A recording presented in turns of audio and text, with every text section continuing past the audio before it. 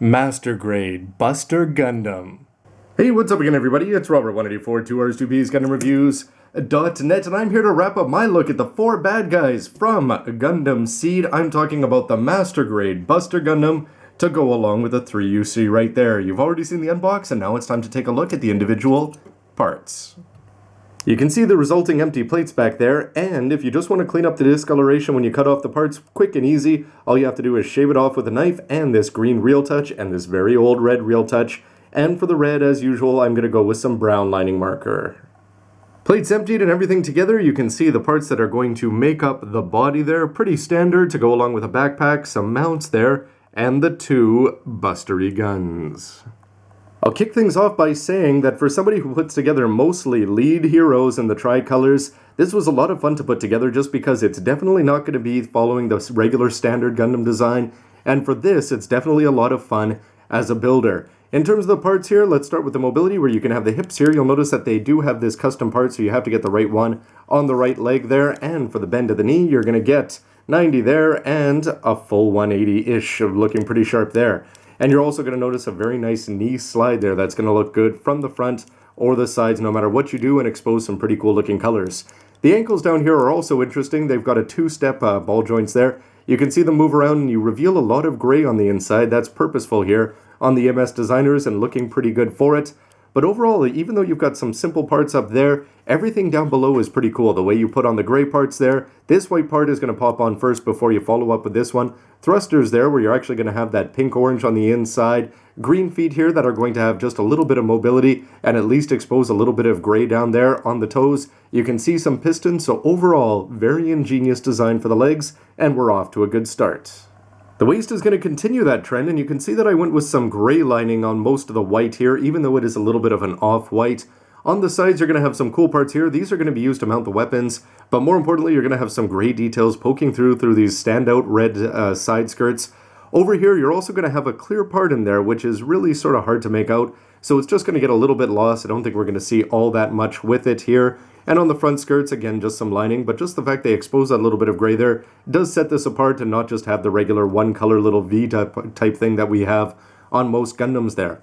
Rear skirts, we're going to have some nice details there with, again, this orange kind of thing with the gray and the white surrounding it. And on the inside, for the mechanics, you can see that you're going to be able to move the legs independently, the hips up and down, and you've got some pretty solid gray there on the insides of the front skirts if you just wanted to paint over that white part there. Again, breaking away from the regular Gundam mode here, and very suitable for an ally of the bad guys, if you want to put it that way. We're just going to have a ball joint down there, but you are going to have some waist mobility there, a fair bit too, side to side, and not so much front to back, if ever so slightly. Up here for the shoulders, you're going to have these green parts, which are going to look good even if you bend this up, and you're able to bring the shoulders forward there, although you can see this part just popping off ever so slightly, and you're not going to get anything to go back, with the neck part going forward and back. But of more interest is just this construction here, the way they put these colors on the colors. I'm talking about the white, then the orange, and the green, then the orange, and then you're going to have these very cool, I never really noticed just how intricate the colors were on the chest of the Buster until putting it together, and it's the kind of thing that is going to look really good just solo like this, and even better when you add on the matching colorful shoulders. And the cockpit there is opening with a very tiny Dearka about to get yelled at by somebody on the Archangel. The shoulders, as aforementioned, are absolutely a treat to put together. They're just going to be a lot of fun here with lots of intricate parts.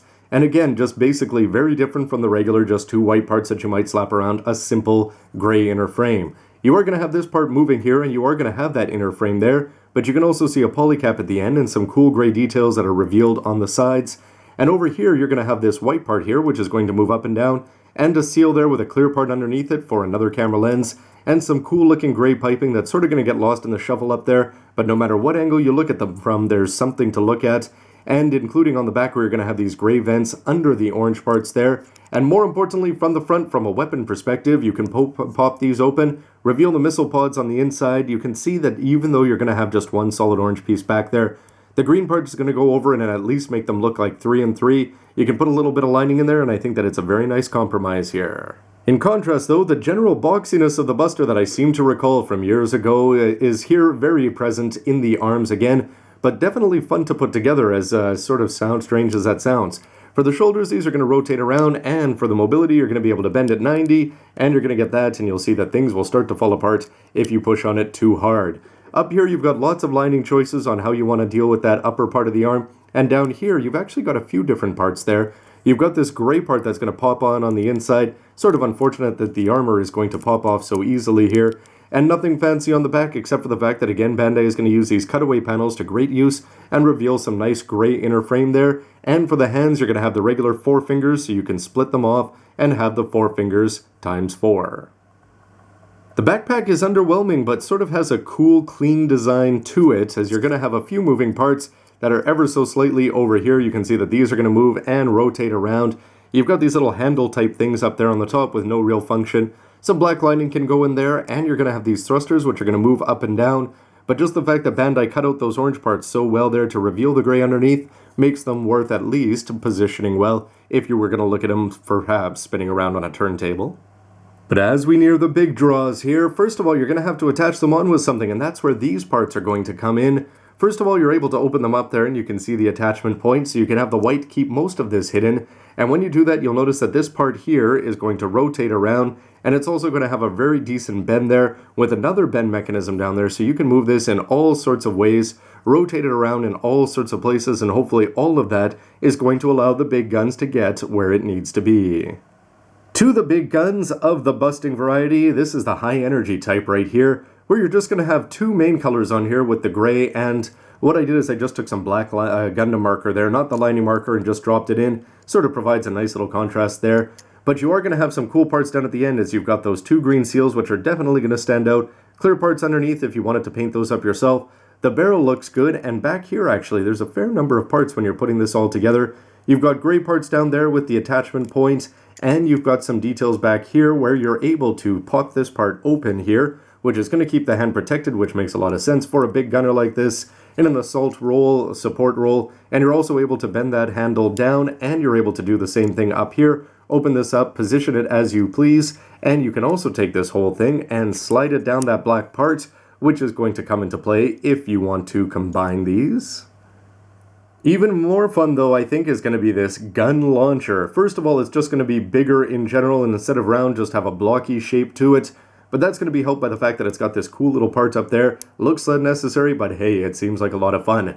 Down here for the actual barrel, you can see that you've got some great details there, as you've got a few parts here molded together, or that you can snap together. They're looking good. You can actually see into the barrel just a little bit there. Some black lining down here, and similar to the other one, you are able to take this handle, bend it in and out, and rotate it up and down as well. And that's going to apply here, and you'll notice that these are on the opposite sides somewhat. And more importantly, again, if you want to go for the full play features, you can see that these parts here, you can see where things are going to be able to attach to each other, and you can slide this part up and down as well. And for height comparison, you can see next to first grade Exia that these guns are definitely master grade size. And the Dillon brothers are crying manly tears when they see this kind of massive green weapon here. If you want to take these two and put them together with the gun launcher in the back, you are going to have a very cool looking sniper rifle here. And Buster will not be accepting anybody onto his property with his shotgun mode, where you get to put the gun launcher in the front there with its very cool looking rifle barrel down there. You can still see some green parts back there, but for either of these combinations, when you take these green parts and put them in together and they've still got that part at the back, I think they're both going to look really cool. And for a long panned out distance shot, well, you can see the size of the two guns when you put them together there, next to the 1/48 mega size pre-genocidal Flitasino piloted Age 1. Finally, though I was impressed with the build of everything up to here, I usually build the heads last, and this was definitely paid off here again, as there's tons of cool details that are going to go into this head, and again what sets it apart is just how un-Gundam-y you could say that it is. You're just going to pop a polycap here into the back before putting on these two sides. These little orange details here are going to look great, as I've just got some brown lining in there. And something that sets it apart is that the goatee and the eyeshadow, if you want to call the under eyes or whatever you want to call that, are going to be different colors here. So this pink part, or the orange part there, is actually going to be one of the smallest parts that you'll put onto a Gundam. And you've got this green part, just make sure you don't lose them. When you pop on this green part, it's going to keep it all together. Before that, it really looks like he's missing a quarter of his head. You can shave off the V-fins there if you're not afraid of poking your eyes out. And for a bit of a plus, you've got clear light piping there that goes all the way through, and you get to cover it up with a very large green sticker, but it's going to look good when you pop on that orange part. This definitely is a highlight of this kit for me. From the unbox to the build so far, this kit has not disappointed. It's definitely exceeded expectations.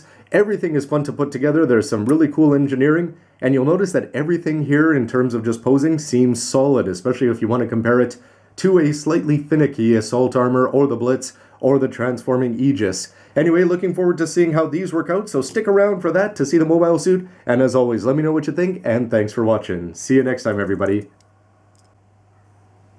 At the end of Age, if that thing had been flying around, I think it would have been more intimidating than Sid.